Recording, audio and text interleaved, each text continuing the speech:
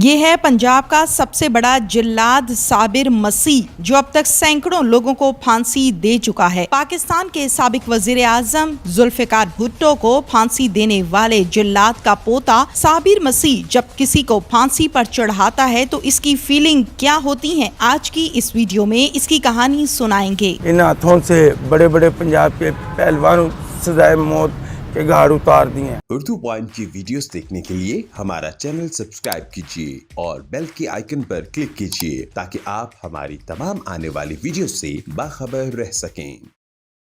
अस्सलामुअलैकुम, उर्दू पॉइंट से मैं हूं आपकी मेज़बान तहनीना शेख। नाज़रीन, आज के प्रोग्राम में हमारे साथ ऐसी शख्सियत मौजूद है जो कि अदालती अहकामात के बाद लोगों को फांसियां देते हैं, यानी कि जिल्लाद हमारे साथ इस टाइम मौजूद है।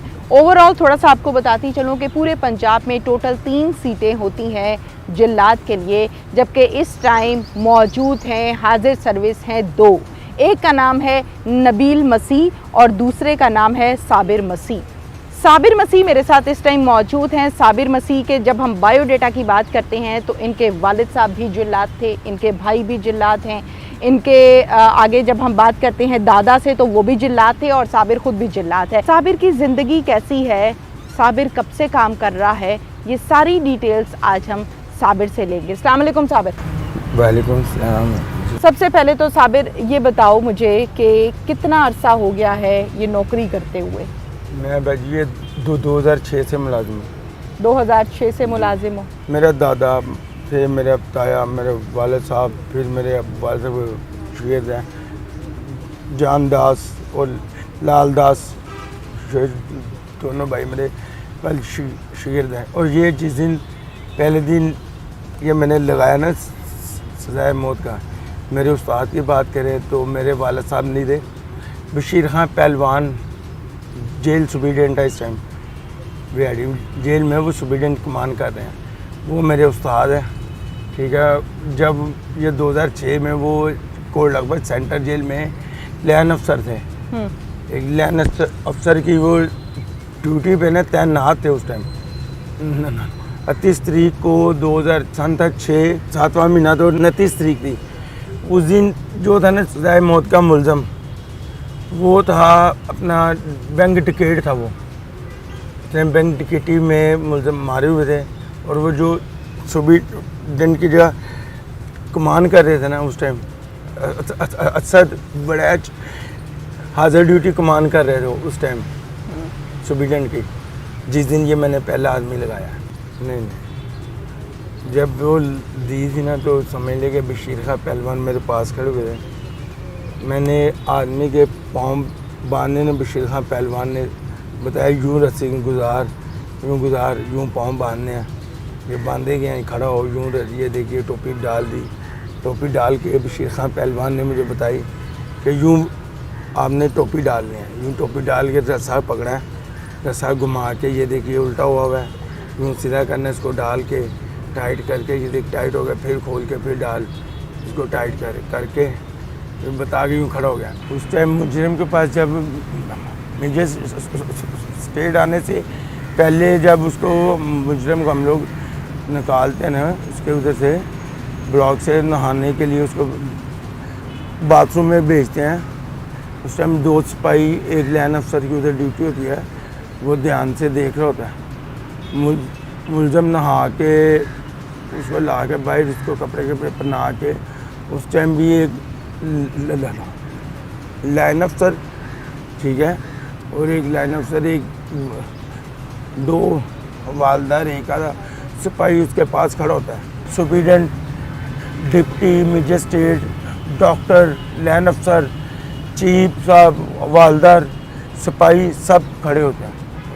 और जो फटा है, फटे के ऊपर 5-4 सिपाही हम लोग खड़े होते हैं। मुलजम को फिर कहते हैं कि मदई भी सामने बैठे हैं, तो कहते हैं उसको भी ये मदइयों से माफ़ी मांग ले।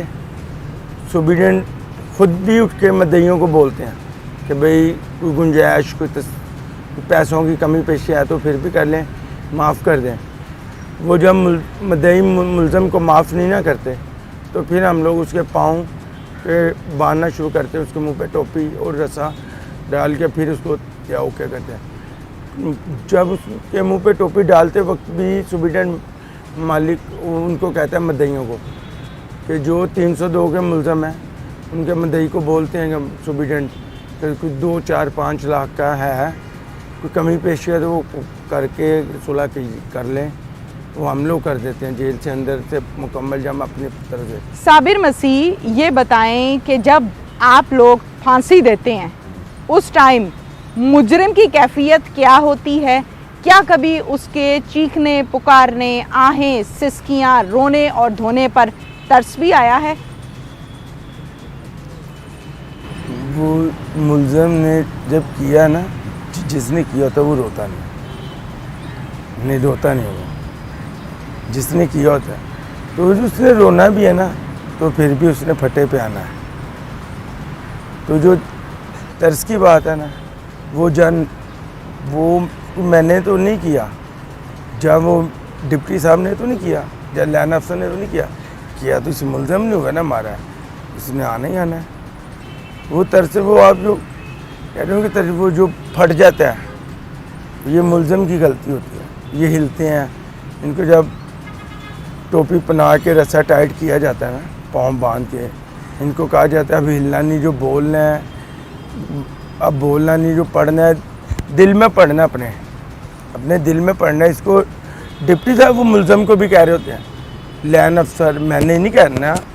और ये जो आप समझते हो ना कि हम उसके कान में पता नहीं क्या कहते हैं मुलज़म के, ये काफ़ी ज़्यादा मीडिया वालों को इस चीज़ का है कि हम लोग पता नहीं क्या उसके कान में कहते हैं। डिप्टी साहब जहाँ जो सदाए मौत देता है जिलाद, वो कहता है उसको कुछ भी नहीं, हम कान में कहते उसको ये चीज़ कहते हैं कि भाई अब तूने हिलना नहीं है, अब तूने जो पढ़ना है अपने दिल में पढ़ना है।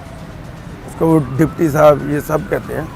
कि वो जो फिर भी उसको जब रस्सा टाइट किया ना, मोढ़े पे रखा है, तो वो फिर भी वो हिलता है यूं करके।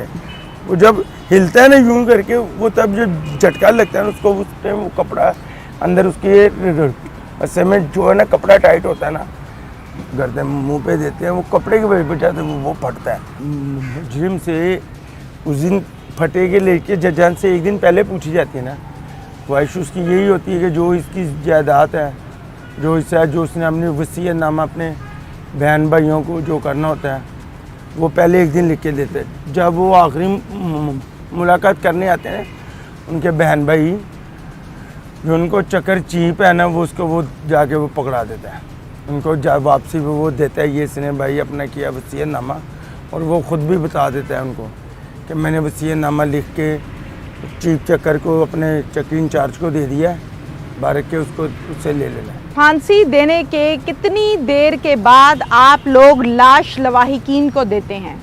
वो लवाहिकीन को जो लाश देनी होती है ना, वो हम आधे घंटे के बाद देते हैं। फटे पे उसने आधा घंटा लटकन होता है, आधे घंटे के बाद उसको उतार के हमने उसके कपड़े चेंज करने करके, उसको पट्टी शटी करके, उसकी आंखें बंद कर रून शून लगा के नाक पे बंद पहुँचो बांधते ना, 15 मिनट हमें पक्के मस्त हो जाते हैं अंदर लग जाता है। पौना घंटे के बाद हमने उसको लाश उसके घर वालों को दे देते घंटे में। कई मुजरिम है ना जो मारते हैं नारे तंजीम के जो होते हैं, वो अपनी तंजीम के मारते हैं जो, और कई मुलजिम अपनी मुखालिफ टीम के ख़िलाफ़ मारते हैं नारे, ठीक है, तंजीम के ख़िलाफ़। और कई मुलजिम याली के मारते हैं, कई अपना हुसैनी, ठीक है। तो कई मुलजिम तो चीखें भी मारते आते हैं, ये अपने अपने हौसले की बात है। और कई मुलजिम ऐसे हैं कि जो परेशान भी होते हैं कि जिनसे जूती भी सिपाही पकड़ के उतारता है कि ये फटे ऊपर चढ़ने के लिए ना, कि ऐसे भी डोल जाता है मुलजिम कि उसको सिपाही पकड़ के भी चढ़ा ऊपर करते हैं। जिल्लात की कितनी तनख्वाह होती है? 25,000 मेरी सैलरी इस टाइम। जब आपकी जॉब लगी तो उस टाइम कितनी तनख्वाह थी? 5,000। 5,000। क्या इसमें घर का गुजर बसर हो जाता है? इसमें अपना नहीं जेब खर्चा पूरा हो रहा। फिर क्या करते हो? बस फारिग हैं, गुजारा कर रहे हैं, इंक्रीमेंट नहीं लगा रहे। आपने किसी से दरख्वास्त की है कि इंक्रीमेंट लगाएं? मैंने बोला बहुत वसीम को। किसी ने बात नहीं सुनी? वो कह रहे हैं लगा दूंगा बहुवसीम में, वो अब ना वो मैं तुम्हारी सर्विस निकालूंगा, उसकी ठप्पियाँ लगवाऊंगा, सैलरी में फ़र्क आ जाएगा, बहुवसीम ने बोला है। क्या जिल्लात को टीए डीए भी मिलता है? मिलता है, टीए मिलता है। कितना?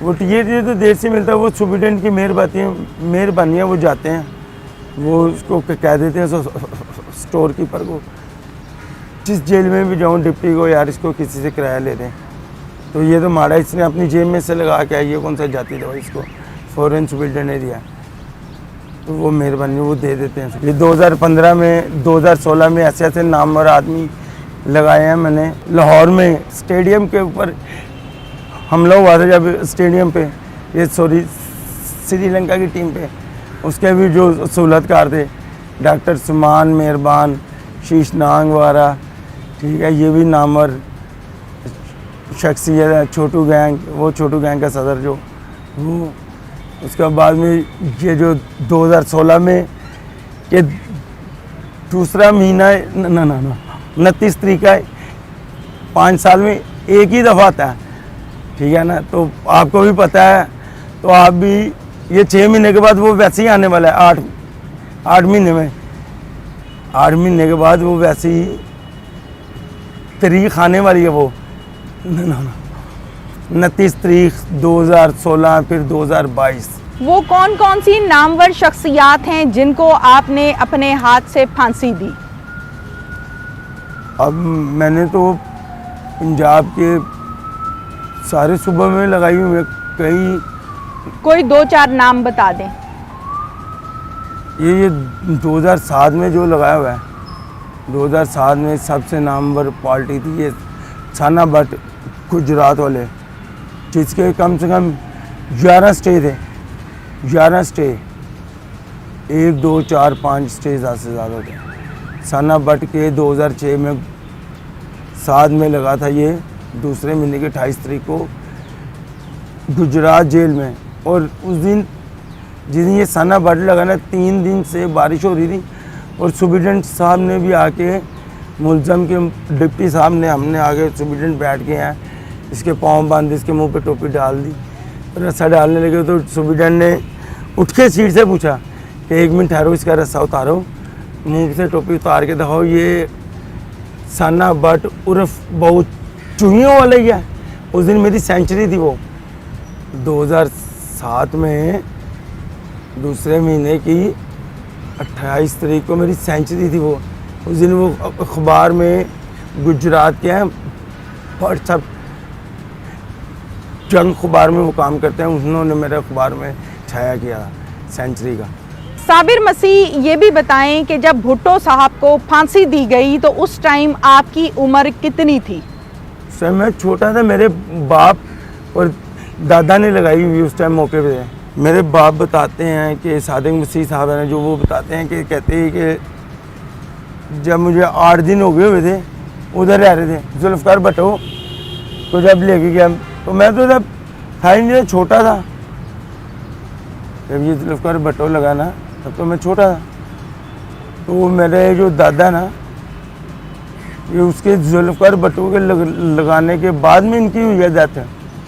ये तो कई कहते हैं ना कि जुल्फ़िकार भुट्टो को लगाने के बाद उसी टाइम मार दिया जी, बाद में कुछ दिनों के बाद। नहीं हुई, अपनी मौत जान में मरे। इन हाथों से बड़े बड़े पंजाब के पहलवानों सजाए मौत के घाट उतार दिए हैं, ठीक है। तो मज़ीद मेरा ये मैसेज है 302 के मुलज़म को कि आगे मज़ीद बच्चों को कि यार बचो, ये बदमाशी में कुछ नहीं है।